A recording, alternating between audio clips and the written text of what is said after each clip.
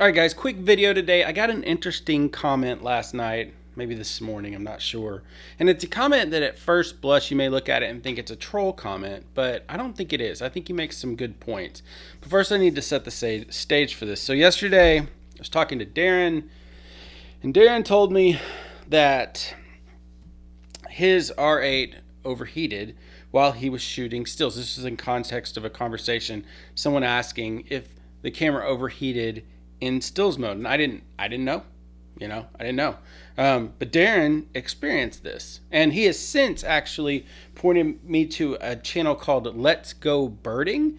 You guys need to go check this out, where this birder, I don't know what you guys call yourselves. I'm not a photographer. But the point is, he was out shooting pictures of eagles, and his R8 overheated on him. Shooting stills on a 65-degree day. That's not good. That's not good. And then also yesterday we had this guy. His name's Halston. Darren didn't seem mad. He seemed confused, maybe a little frustrated. Halston's done. He's done.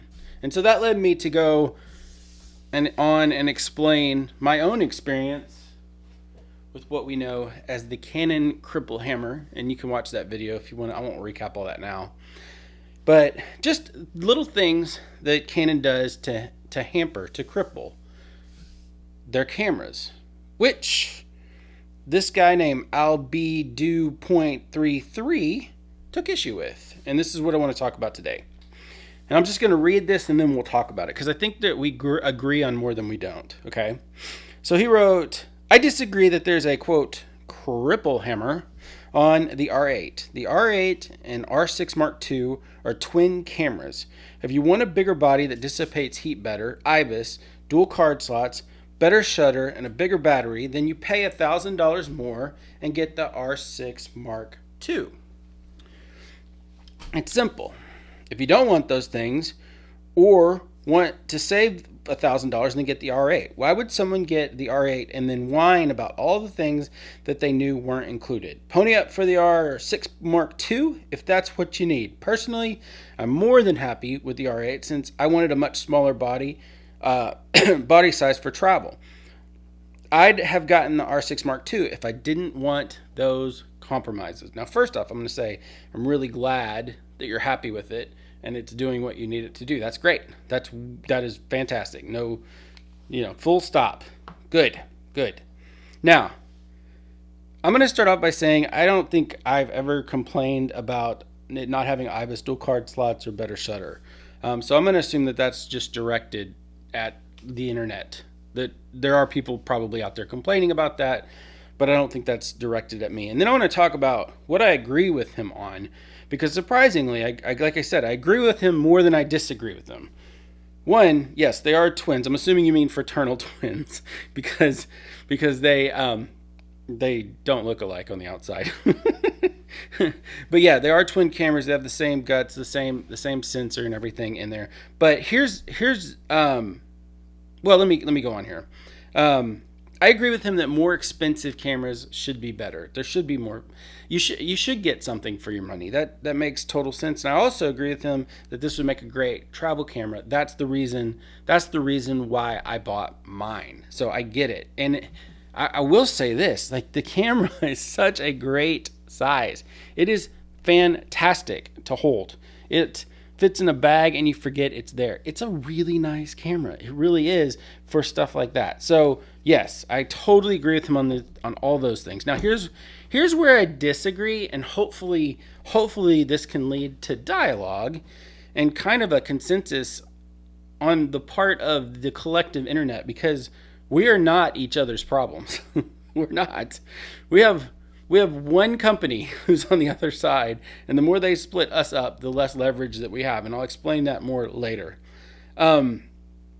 Here's where we disagree. Where you write, where is it? Why would someone get the R8 and then whine about all the things that they knew weren't included?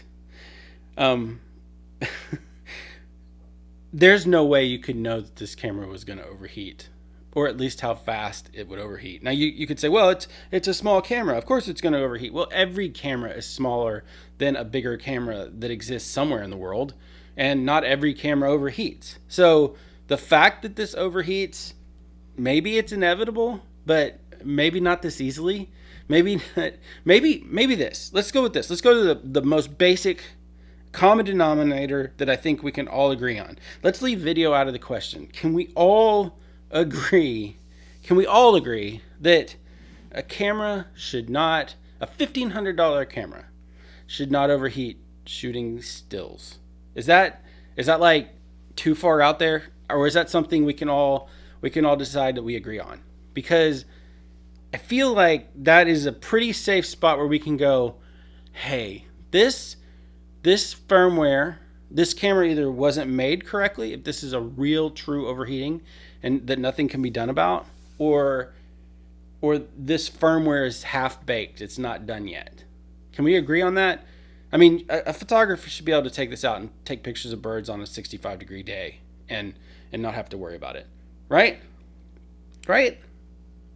And if we can agree on that, then we can put that back on Canon and say, hey, I would like you to fix this for $1,500.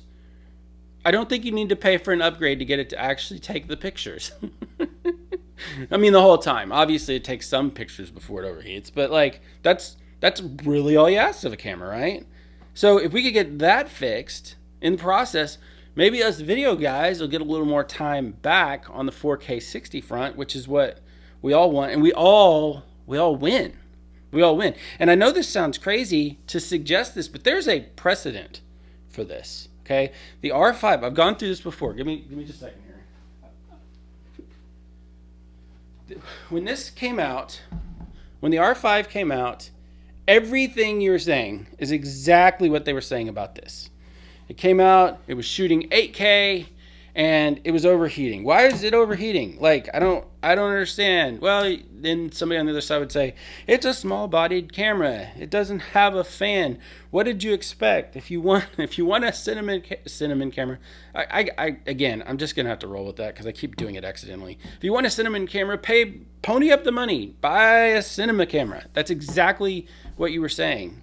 And people were like, no, I want this camera, this size, to do what it says it's supposed to do without overheating, and I want it to be reliable. This is what I want. This is what I bought.